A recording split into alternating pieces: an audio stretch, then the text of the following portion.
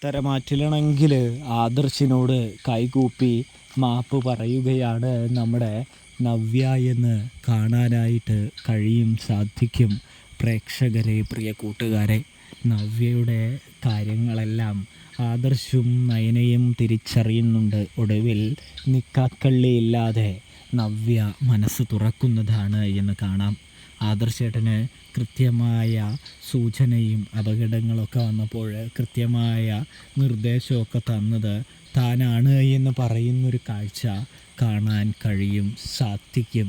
ഇതേ സമയമാണെങ്കിൽ ആദർശമാണെങ്കിൽ വളരെയധികം ഞെട്ടി നിൽക്കുകയാണ് എന്ന് കാണാൻ കഴിയൂട്ടോ.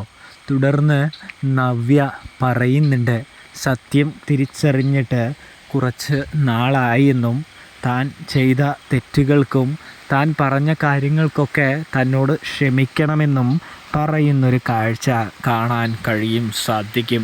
ഇതേ സമയം കൈകൂപ്പിക്കൊണ്ട് നമ്മുടെ നവ്യ ആദർശിനോട് മാപ്പ് യാചിക്കുകയാണ് എന്നും കാണാൻ സാധിക്കും. പ്രേക്ഷകരെ, പ്രിയ കൂട്ടുകാരെ, ഇതേ സമയം ആദർശ് ക്ഷമിക്കുന്നതും കാണാനായിട്ട് കഴിയൂട്ടോ. അപ്പോൾ റിവ്യൂ ഇഷ്ടപ്പെട്ടാൽ സബ്സ്ക്രൈബ് ചെയ്യാനായിട്ട് മറക്കല്ലേ.